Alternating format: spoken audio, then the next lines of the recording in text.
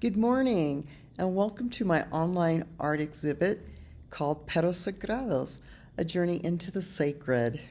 In this presentation, I will be focusing on the history, the myth, and the power of the xoloitzcuintle dog, and why I use this magnificent and mystical canine in my artworks. But for those of you who don't know me, just give me a minute to introduce myself. My name's Isis Rodriguez, and I consider myself a contemporary myth painter who creates archetypes about conflict and resolution utilizing baroque painting techniques. I'm going to begin this presentation with the fact that I am an artist first and not an academic nor a historian. That means that I'll be putting imagination and creativity first over facts. At the end of my presentation, there will be time for questions and answers and a time to purchase my works. Every Mexican historian, archaeologist, and owners of the xoloitzcuintles have told me that much of the history of this magnificent dog can be found in the ancient and colonial manuscripts and artifacts found in the pyramids and burial sites throughout Mexico. Mesoamerican codices are the pre-Hispanic manuscripts that were made of different media, such as amate, which is bark paper, deerskin, or cotton, and that contain information about the culture, the history, religion, and science of the indigenous peoples. 500 years ago, this is what mythology looked like in Mexico. This particular codex contains a calendar, rituals, and important gods to the Nahuas. It also contains clues about the meaning of the xoloitzcuintle. Pre-Hispanic gods and goddesses were depicted like little symbols in order that they could be read to tell stories of our ancestors' culture and rituals. So if you look to the left here, we see the Aztec god of Xolotl. And Xolotl means god of fire, lightning, death, and evening star. And the word itzcuintle means dog. Mercedes de la Garza is a Mexican historian that specializes in ancient Maya and Nahuatl cultures. According to her, the Nahuas and the Mayans thought that when people died, the souls of the dead would need to pass a great river of the underworld, and they would mount a dog to go across the river where they would be met by a death deity. For this reason, they sacrificed the dog of the deceased and often buried the dog with them.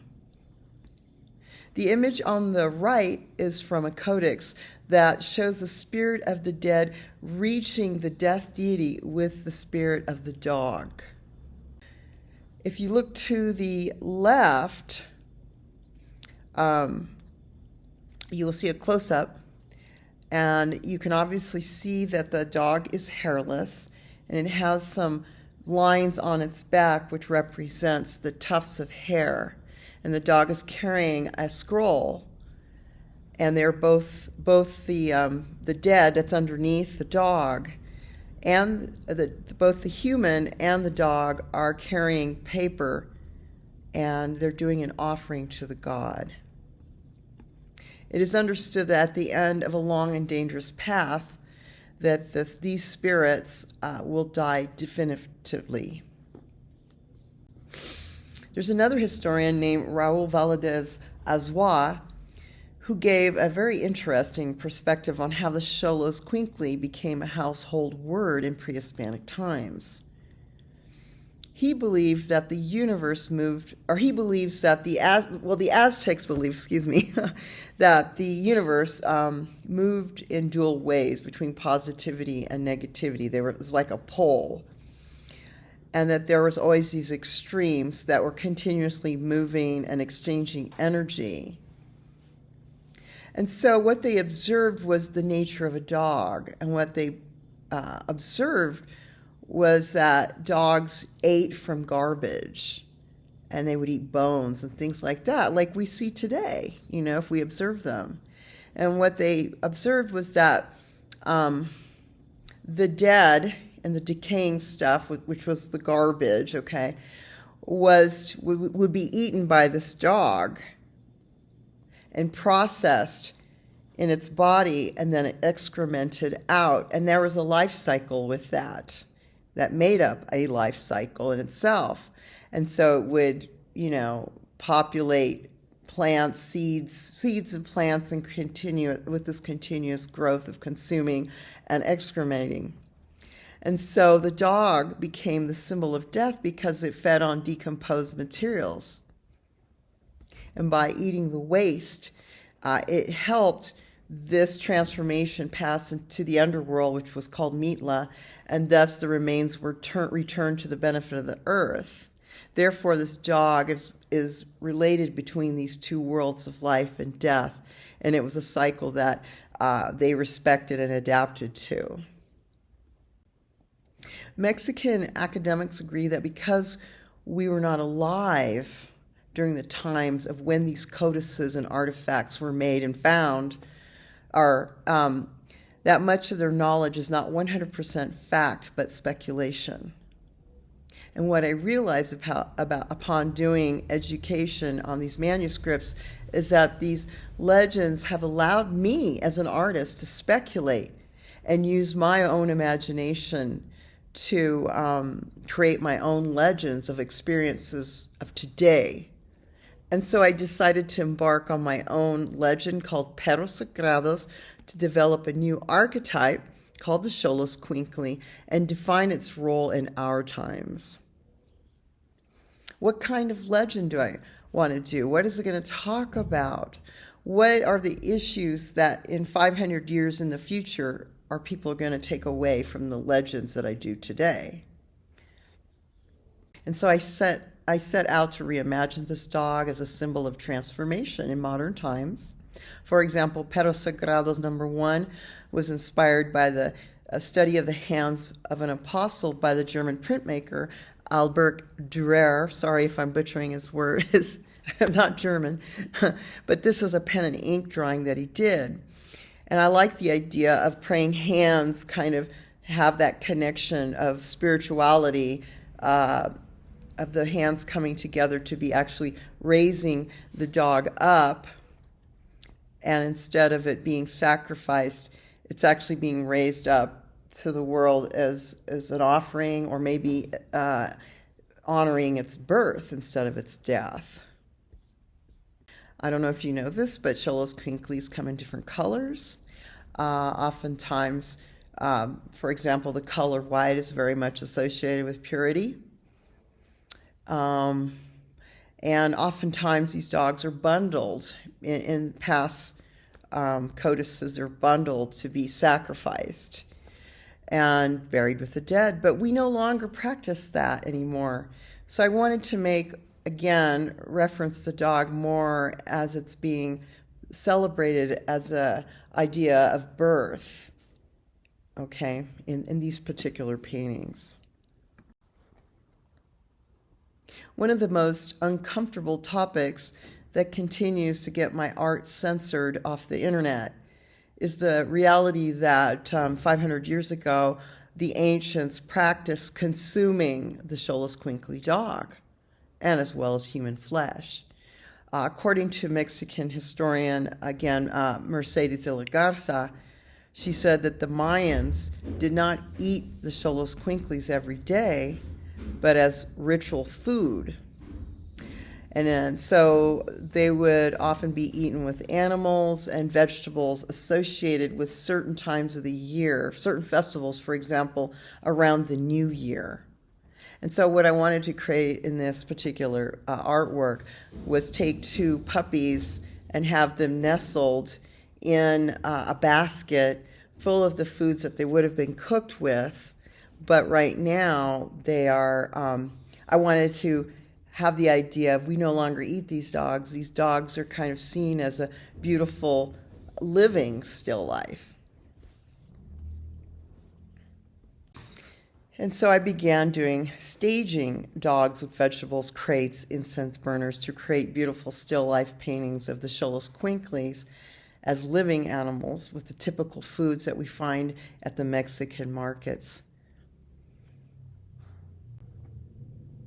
This is a piece called Remembering Maria Sabina, and it's an oil painting that I did to honor the great Mazatec shaman who helped people with her mushroom ceremonies. And so what we're seeing here is candles illuminating a xoloitzcuintle that is curled up and sleeping inside the wooden crate. And to the very far right, at the lower left, which my circle is covering, is an incense burner. And the incense guides us to the top of this very humble altar where we see candles burning, pan de muerto, the mushrooms that she's actually healing with, the cempasúchil, or that's Spanish for marigolds, and then it just kind of brings us around to the xoloitzcuintle, who's going to be her guide, who is her guide into the afterlife, to and from different worlds. The painting to the left is called Sus Primeros Pasos and was inspired by the Greek sculpture and the legend Romulus and Remus, which is an important sculpture that symbolized the birth of Rome. In Roman mythology, Romulus and Remus were the twin brothers whose story tells of the events that led to the founding of the city of Rome and the Roman kingdom by Romulus following his fratricide of Remus. This painting is called Call of the Ancestors, and I just wanted to do a painting about the rain god Tlaloc. There were festivals to this rain god by the Aztecs, and these are the ones that were really famous for involving human sacrifice, and a dog also would be sacrificed.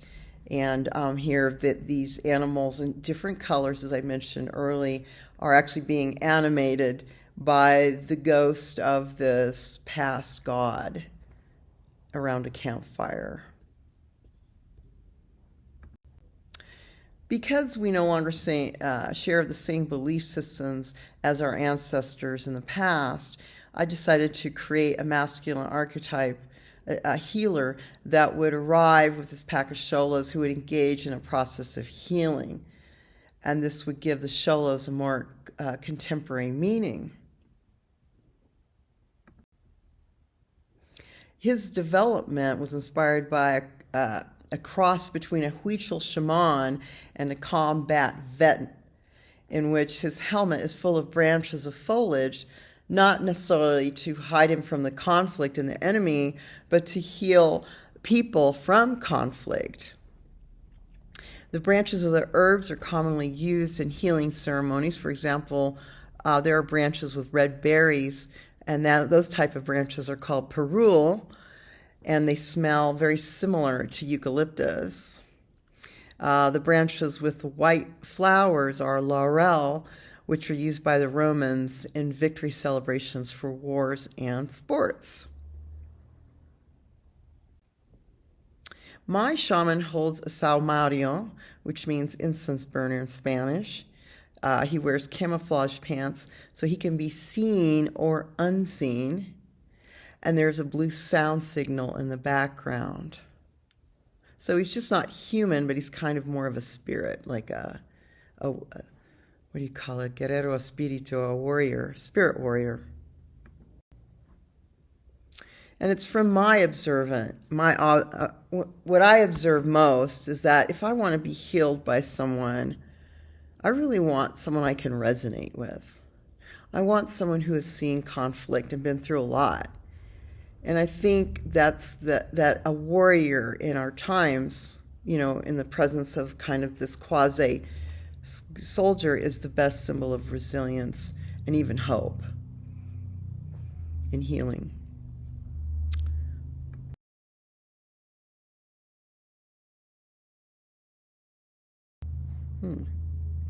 The name of this painting is called The Blessing. In this painting, we see a shaman giving a blessing to a woman wearing a Zapatista mask, a black cape, and she's encased in smoke from his incense burner, the Somario, in a field of burning candles, lilies, and marigolds. And with this, I'd like to go into some of the movements that are currently happening in Mexico, in which a lot of my work has been referenced to. So one of those movements is called Mexicanismo, and it's an art movement that was born out of the 80s. And Mexican art critic and historian Teresa del Conde was credited for defining the movement in 1987. The following is quoted out of an article she wrote for a newspaper called Uno Más Uno, entitled Nuevo Mexicanismo. To begin with, it reflected that this movement was of everyday life of Mexican culture, being a pastiche and recycling and the free appropriation of images and cliches that come from local past and recontextualizing them in fully contemporary visual languages. So therefore, Neo-Mexicanismo has a kitsch aesthetic to it, which is often considered here in Mexico as being corny, trite, and at times vulgar. And by doing this, the artist took advantage of resorting to a type of parody or satire, and oftentimes with an irreverent attitude. From this, these artists destroyed the cliches of high and low culture, questioning art and its official history with the satire, and created this new movement.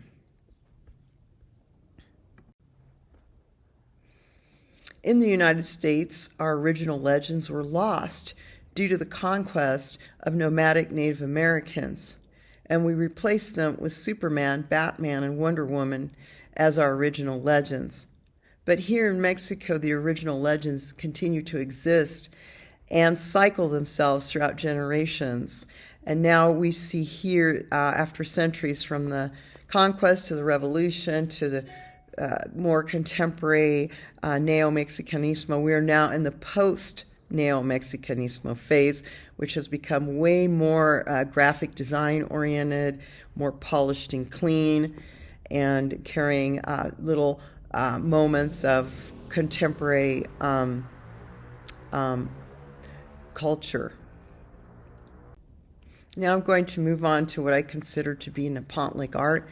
This is a fairly new movement, and it started probably in the late 80s, early 90s, and I would like to credit Gloria Anzaldúa, who was the one that really brought our attention to this as a spiritual movement. So this is a book that she did called Making Faces, Making Soul, and in this book, it came out around 1993. And this is when I first read this use of the word Nepantla. And in this essay that's called Toward a New Chicana Consciousness, or the Consciousness of the Mestiza, she says down there in the yellow, highlighted yellow text, the ambivalence from the crash of the voices results in a mental and emotional state of perplexity. Internal strife results in insecurity and indecisiveness. The mestiza's dual or multiple personality is plagued by psychic restlessness and in a constant state of mental nepantalism, an Aztec word meaning torn between ways. La mestiza is a proud product of the transfer of the cultural spirit and spiritual values of one group to another. Being tricultural, monolingual, bilingual, or multilingual, speaking basically a patois, and in a state of perpetual transformation, the mestiza faced the dilemma of the mixed breed. To which collectivity does the daughter of the dark-skinned mother listen to?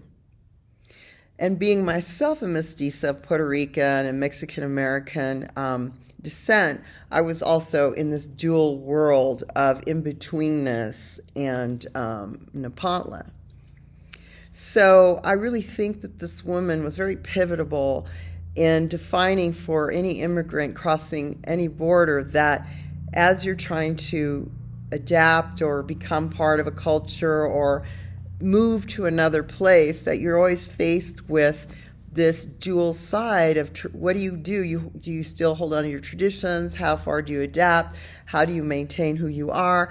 How do you become who you are? And I think that's a very powerful spiritual message.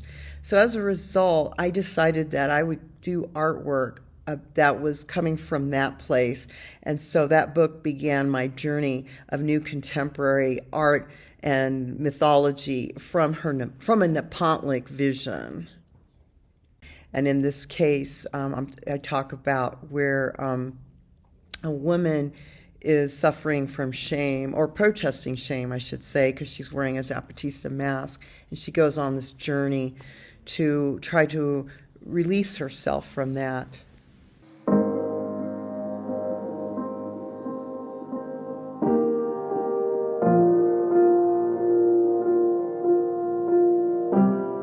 Nepantla is this amazing place.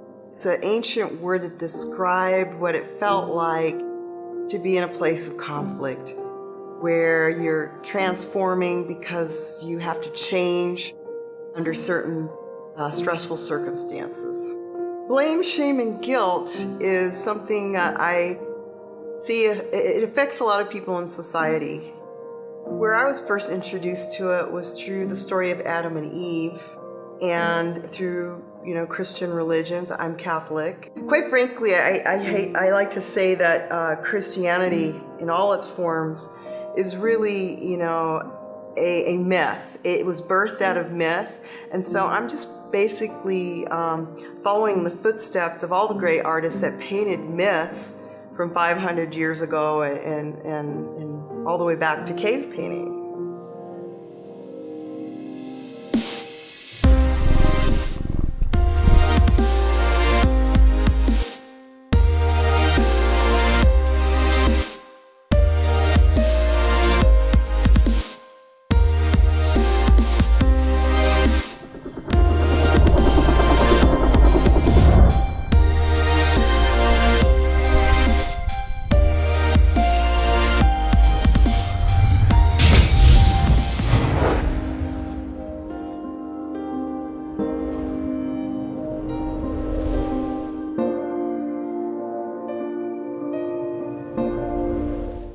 This was a video you can find online where they actually talk about Nepantlic art being in this in-between place. It's a multi-use, multicultural art space grounded in the Chicano Latinx art traditions. We wanted to create a space where not just youth, but also adults could come and create art free. Nepantla is an Aztec word that means the space in between. For example, being Mexican American, I'm not Mexican enough for Mexico, I'm not American enough for America.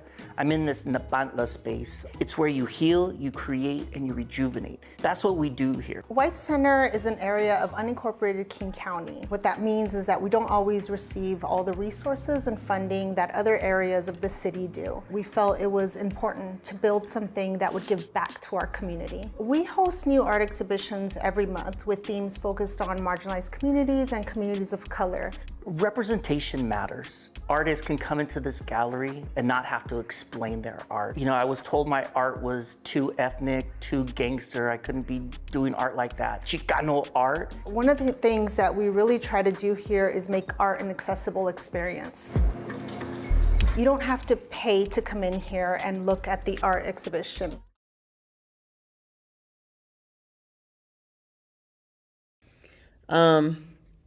This is the third movement that's currently happening right now, and it's with women and feminism, and this idea of the fifth wave. What is the fifth wave? And so, according to different academic sources, fifth wave is a very controversial movement that aims to create large-scale change by destroying the current patriarchal systems and building a new world, a new ways of, I don't know, maybe new institutions. I'm not quite clear. And then out of that big term comes post-colonial feminism, which is a movement that aims to decolonize feminist activism by including the experiences of women and gender variant individuals from the global South. But there's one thing that really bothers me is with this movement is there's no talk of a spiritual movement, and I don't understand why that is.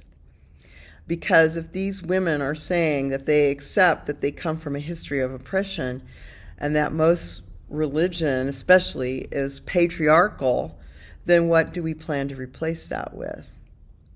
And so I decided to take it upon my role and my part in the art world and art history is that I would create paintings that would try to eliminate the conflict altogether.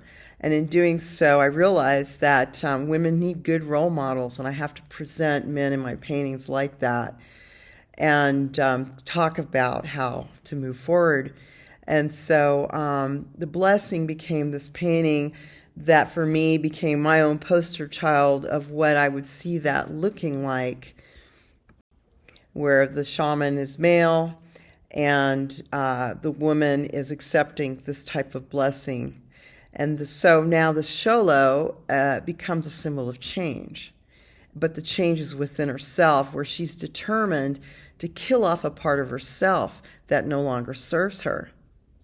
Thus, the painting really means it's about a symbol of personal growth and well-being, which is a step, in my opinion, to a new spiritual lexicon for a modern and very, very polarized world. Now, this concludes my online art exhibition and presentation for Perros Sagrados, A Journey into the Sacred. But before you go, I would just like to tell you about my prints and how they're made and their quality. All my artworks are shot by professional photographers who take great care to make sure that the image matches the artwork.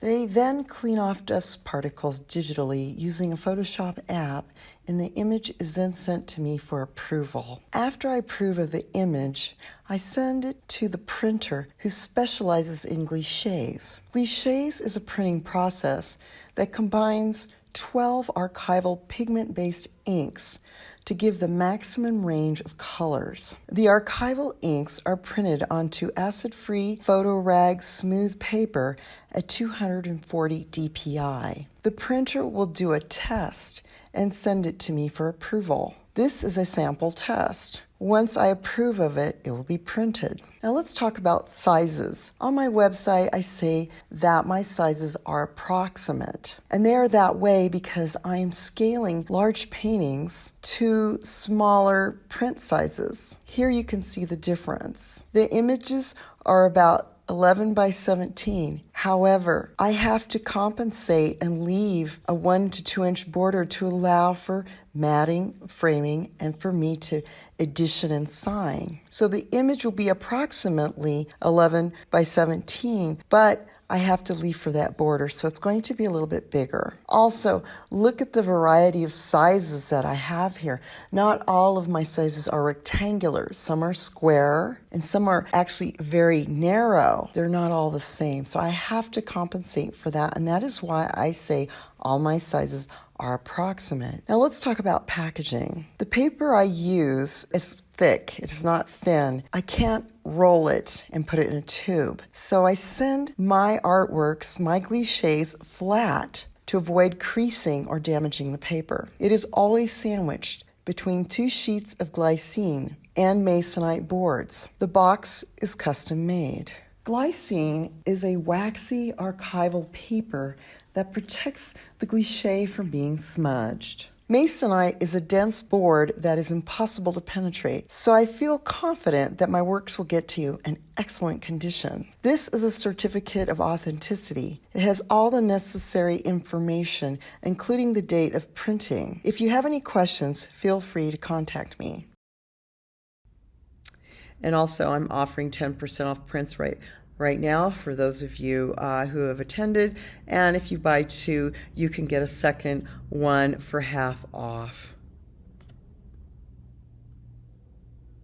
You're more than welcome to put any questions in the chat, and we'll get back to you as soon as possible.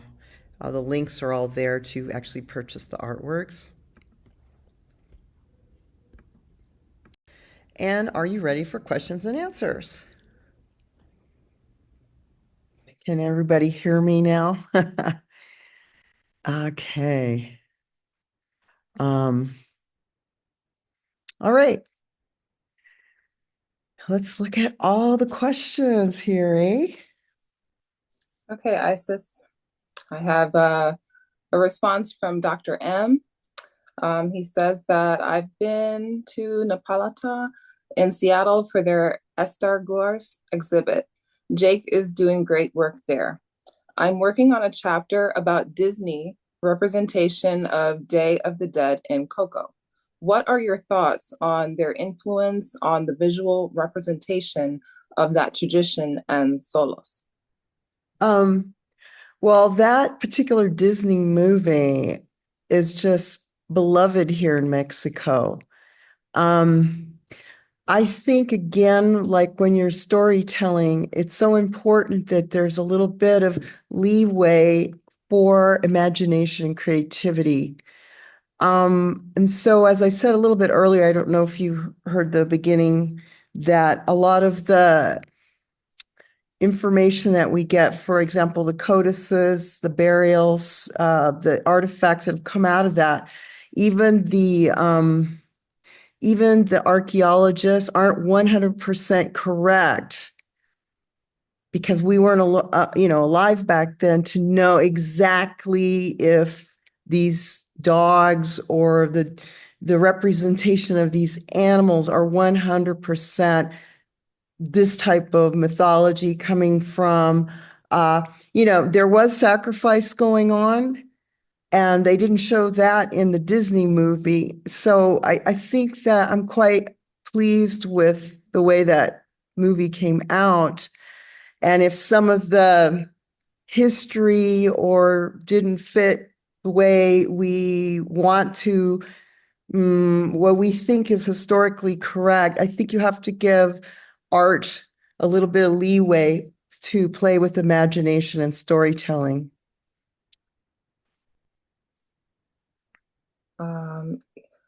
Dr. M also says, can my Zolo say hi? Here's Shello, say hi. With that, yeah, sure, why not? I'd love to see them. Okay. I have a question for Jennifer Edwards. It says, is the link to the recording where the full catalog is? Yes, that is the that is where you can get the full catalog view. That's that link. Yes, if you want to review my artwork, I think Michelle has the link to send you. I did post it to them in the chat. Awesome. And also, this recording will be uploaded to YouTube. So if I don't have your email, make sure that you put it in the chat and request a recording so that you can share it with yourselves and other people that are interested in artwork and contemporary mythology about this dog, the xoloitzcuintle. I'm actually seeing, Michelle, do you see that question? Yes, I was trying to enable the video, but the video's not okay. Disabled for everyone. Do you mind if I go ahead and start answering all these questions? Yes, you can answer those questions. So I have a question from Modman that says, I'm curious about Maria Sabina. Can you tell us more about her? Did she have a connection to the Xolo? Okay. And you're from, okay, great, San Miguel. Yes. Well, see, Maria Sabina was this great Mazatec shaman who specialized in the mushroom ceremonies from Oaxaca. And she was super famous like in the 60s and 70s. And she was she became kind of like this overnight success amongst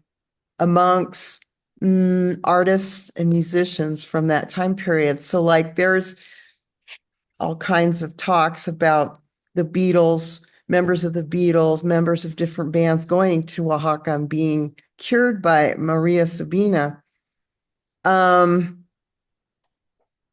She there's an excellent book that was out that was translated from her own words where she told her entire life. So it was all translated into Spanish and was I think it's called Maria Sabina. It's a very simple name, but there's also a video, a beautiful documentary that I think was done back in the 80s or something, and it was called Mujer Espíritu. It's all in Spanish, and you see the actual environment. Oh, I love the xoloitzcuintle. I see it now. That's a beautiful dog. Wow. Um, so, um, so my point, I'm trying to get to the point here, was in her own writing. She mentions the first time that she took the mushroom, and she was a child, maybe 8 or 10 years old, and she had a sister around the same similar age, and they took the mushroom out of hunger. And that for me was very profound. And when I read that statement, I said, you know what? I'm going to do a beautiful little altar painting for Maria Sabina, because that just showed that the difference between taking mushrooms for fun and play and for an experience, or trying to connect with spirits and things, versus people that were actually suffering from, extreme poverty.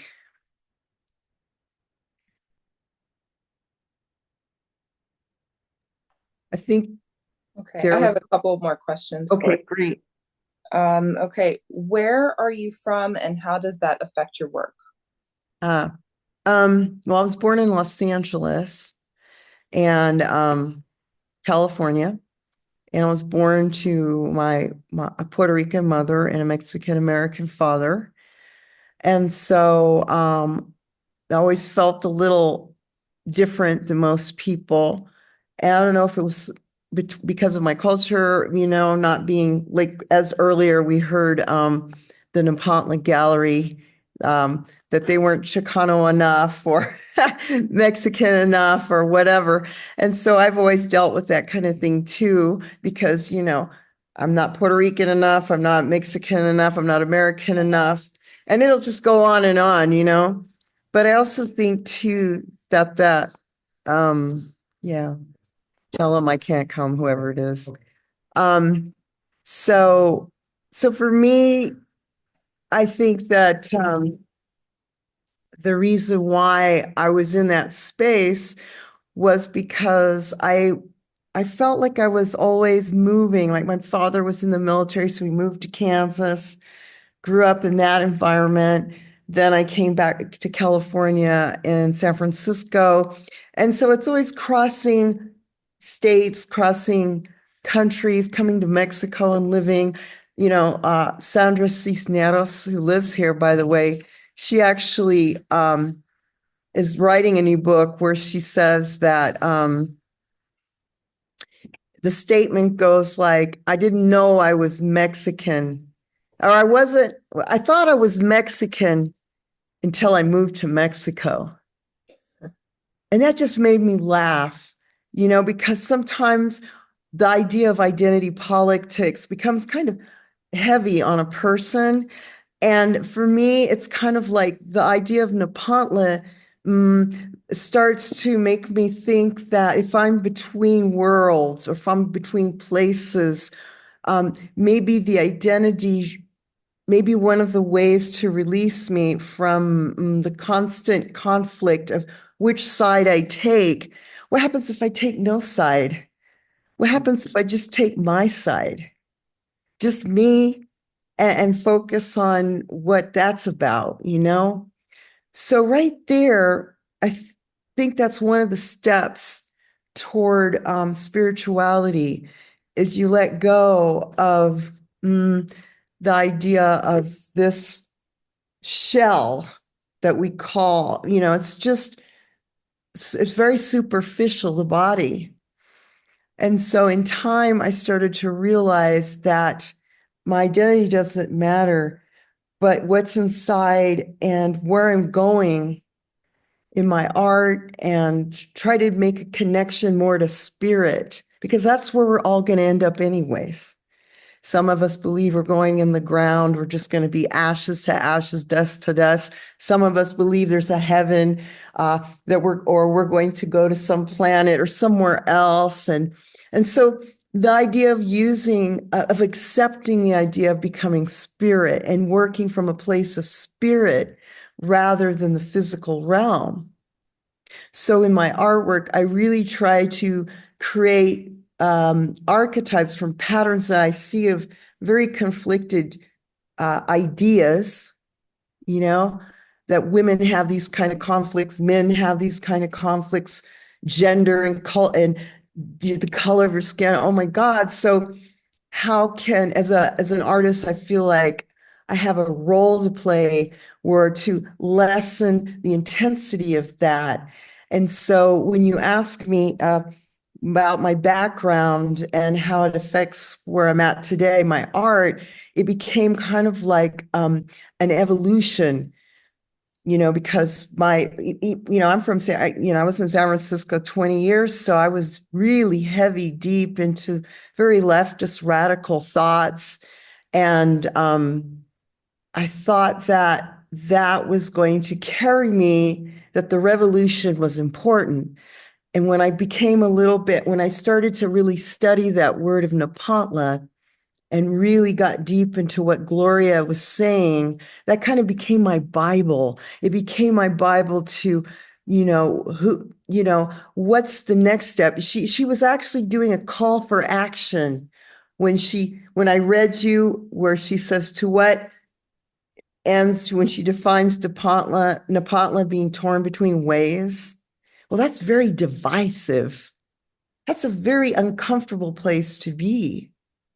Who wants to be polarized and divided for the rest of your life? It's like, so I incorporate the Day of the Dead motifs to be the killing off of this self that just no longer serves me, so I can be released. So it's not about the revolution, it's about the evolution.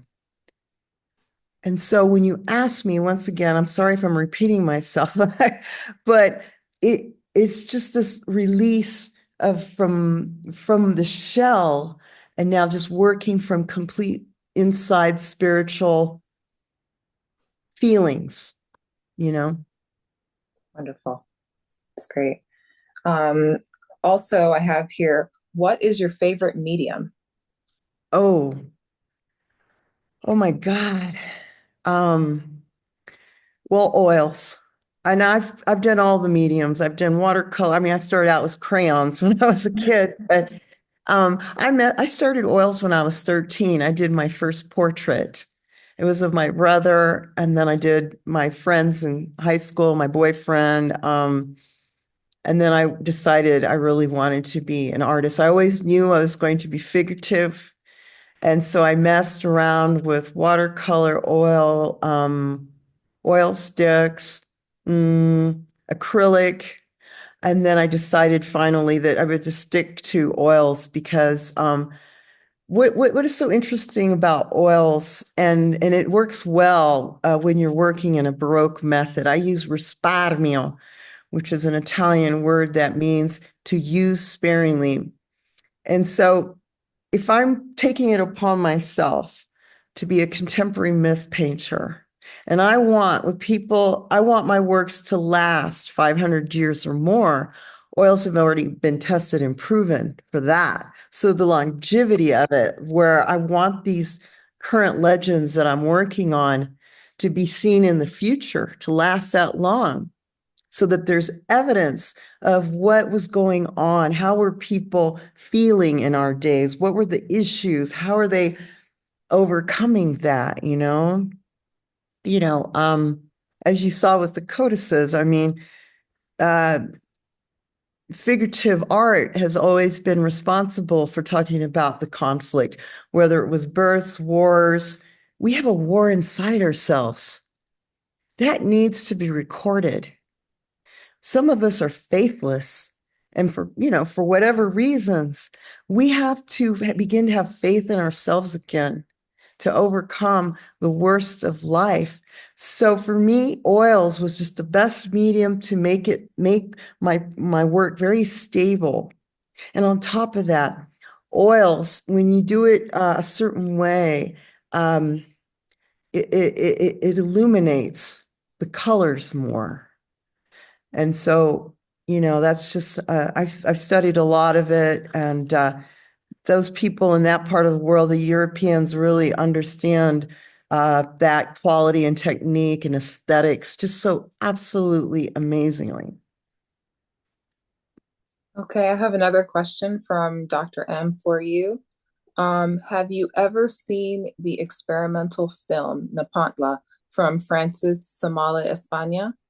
If so, do you feel in conversation with other art that features this concept? No, I have not seen that film. I would like to know more about it. When was it made? Is this a current video, or is it something long time ago? And can you please send me the link to watch that video, because I would like to know.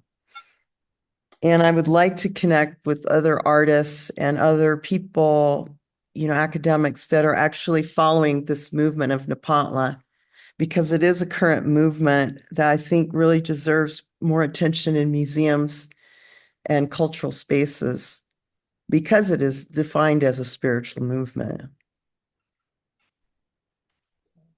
And we have one more question, and then I have a comment for you.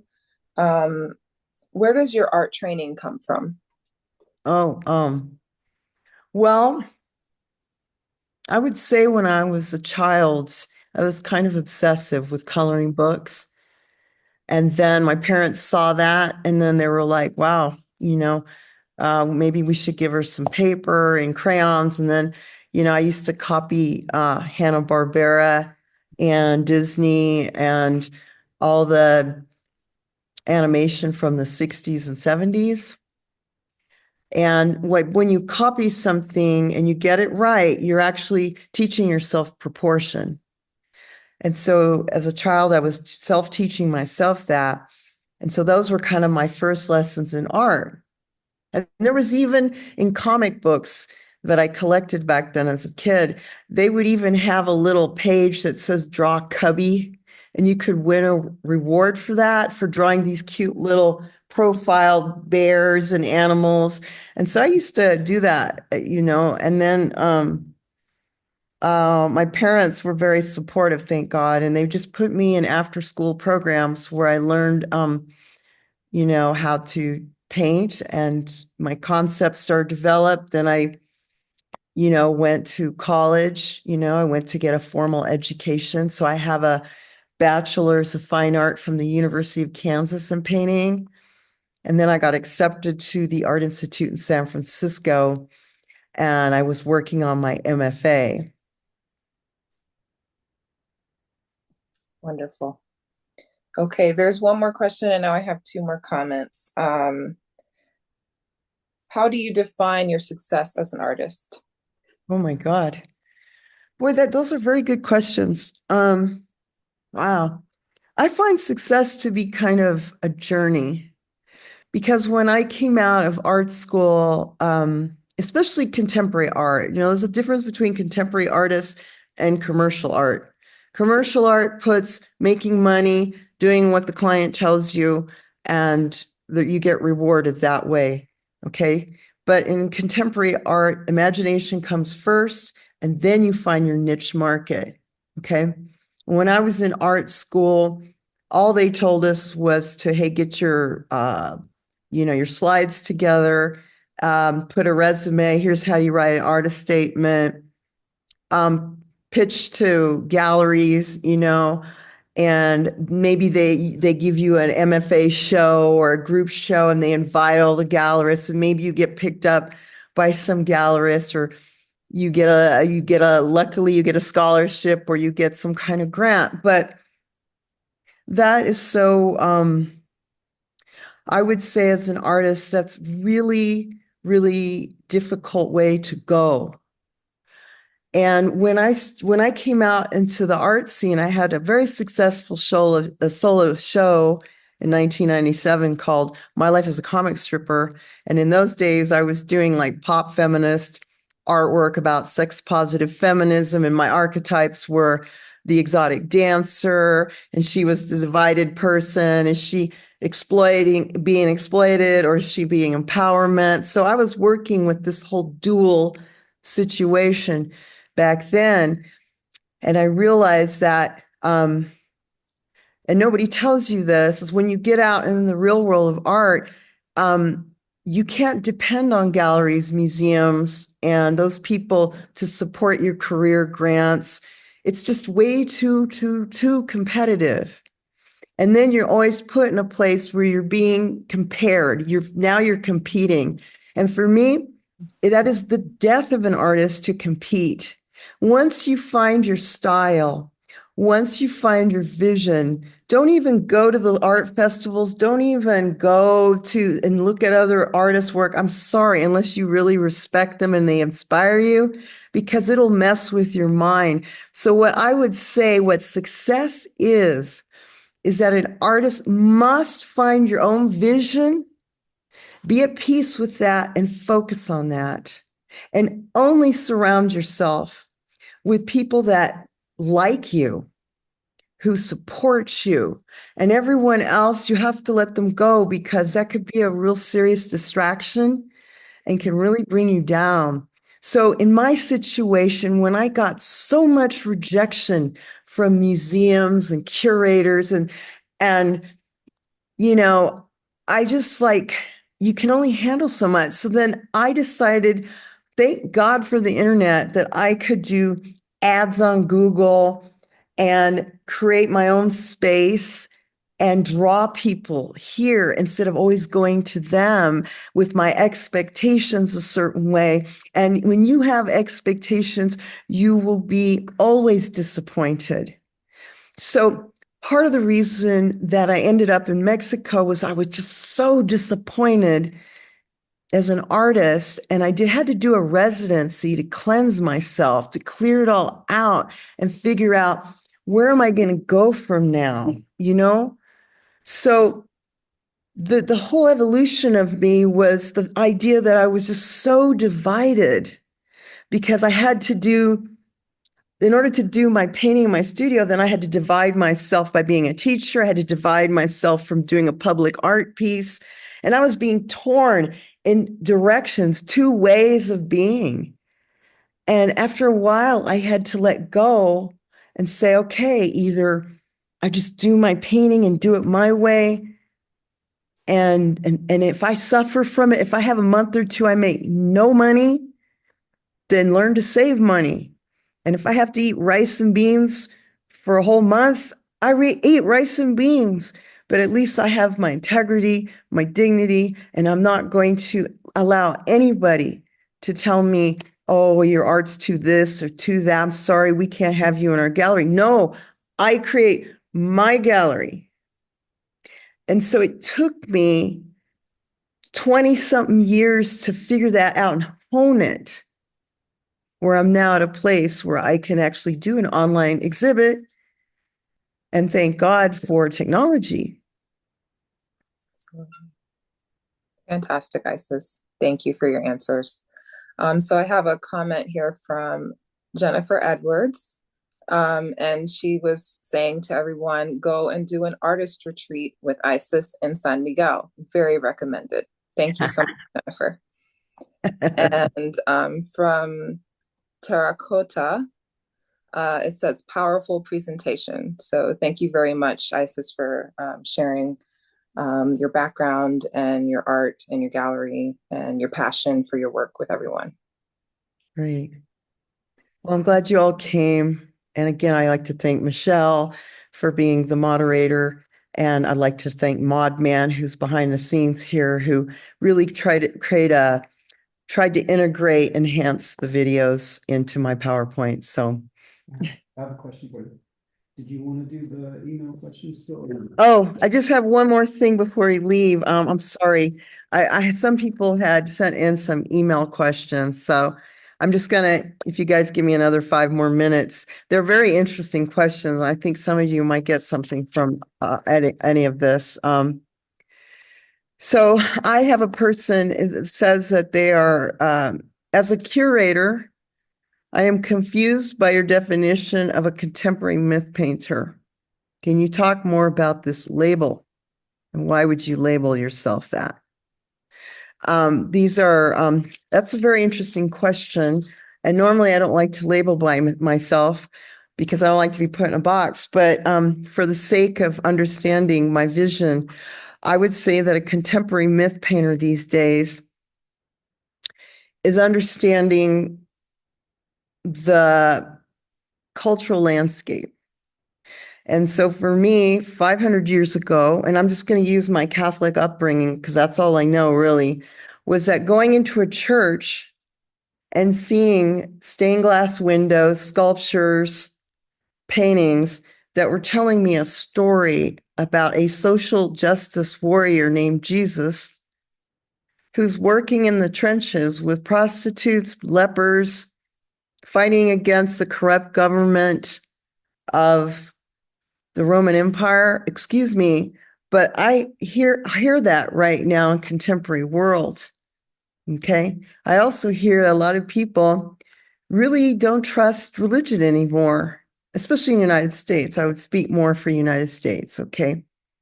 So the question is, what is my role? And if I feel like there's a lot of conflict going on, how do I resolve that? And I think that's the role of a contemporary myth painter coming from a Nepantlic tradition, I would say, where it's my role to go out there and create archetypes that heal people, that show people the conflict, and then how do you resolve it? So for me, all the stories in the Bible, we have to understand something here. When you saw the codices in my presentation, that's the belief system from 500 years ago from the indigenous people here. And what they did was the same thing. They looked around their environment and say, oh my God, there's a lot of snakes here. This snake, I see that it's shedding its skin. And they took from the nature and their environment, what kind of climate they had, and they created these belief systems. But they were gods and goddesses. They were not human at all. So they were way above us. And we had to do what they tell us to do, which is explain sacrificing that was happening back then. Christianity was the first religion, one of the first, I shouldn't say the only, but from my art history lessons, there was pagan, there was Greek mythology, then there was Romans. The Romans took the Greek mythology, renamed it, created their belief system. Christianity came along, took from the Roman gods and started to reorganize those gods and humanize them. So when I tell you that Jesus was the first social justice warrior, he was created like us. He was a common, carpenter? His mother was broke and broke teenager who was with an older man to be the father, born out of so-called immaculate wedlock. Who doesn't understand that today in just regular American culture or even Mexico? So to me, that humanizing, going from gods to humans and showing everyday life, to me means something. And so to follow in the footsteps of utilizing my archetypes as just everyday people that are trying to get through things and having symbolic like a mask to protest the shame, lingerie to show the intimate armor, a shaman wearing a helmet full of leaves to heal people. To me, those are things that are actually happening today. And there's so many of us that really want to get in touch with the spiritual way of being. So for me, this idea, when I'm asked to be a contemporary myth painter, it is a label that I'm most welcome to accept. And is, because it's really something that we desperately need in today's talk or in today's world. Then I have another question that says, why do you think there is very little talk of spirituality and feminism? And I believe that the reason why, because if spirituality means the end of conflict, then what will the feminists have to fight against? If you're saying, well, okay, we talk about being oppressed, but once you become spiritual, you don't feel oppressed anymore, you feel liberated, then where is the lexicon of feminism in your life?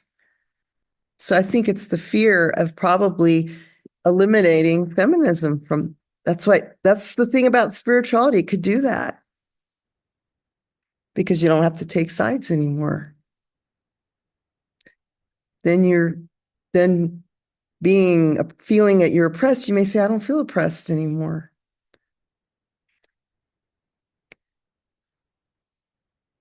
People are asking me, I've been getting this a second question, what original paintings do I have left? I have the Cure left, and I have the Thinking Shaman.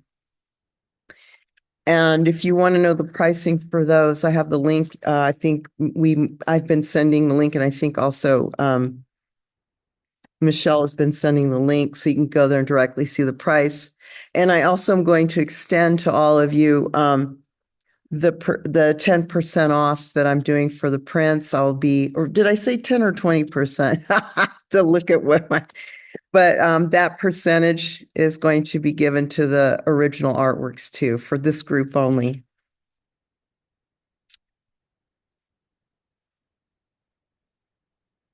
I have one more question, then this will end it.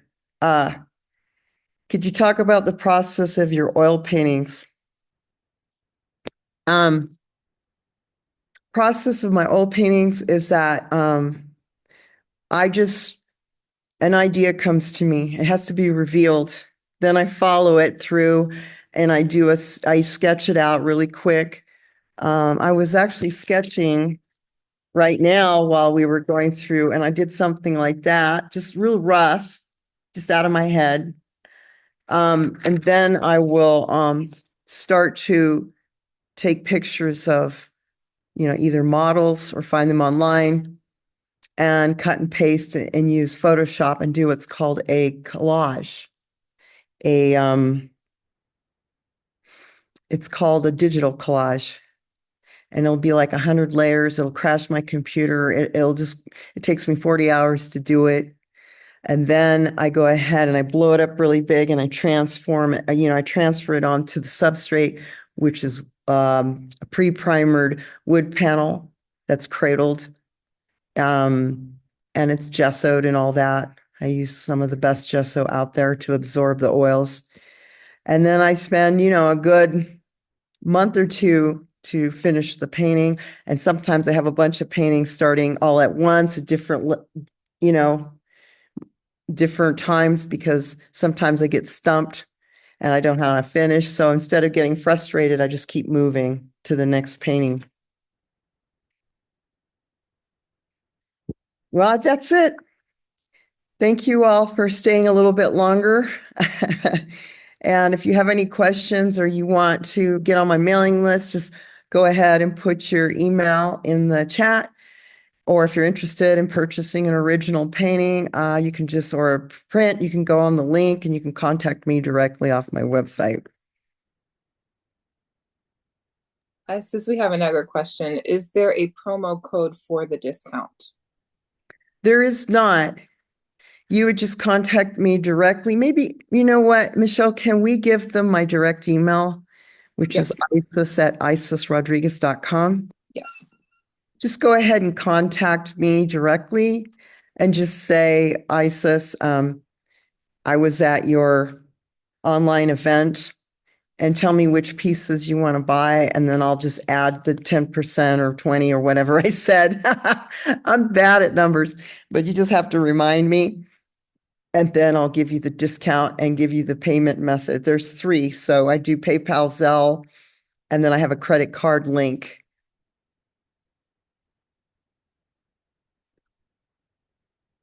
And also all my artwork is, the price includes shipping, handling, and you'll get your certificate of authenticity for all my artworks. Okay. And I guarantee my works too. So if you have any issues, I will fix any problems.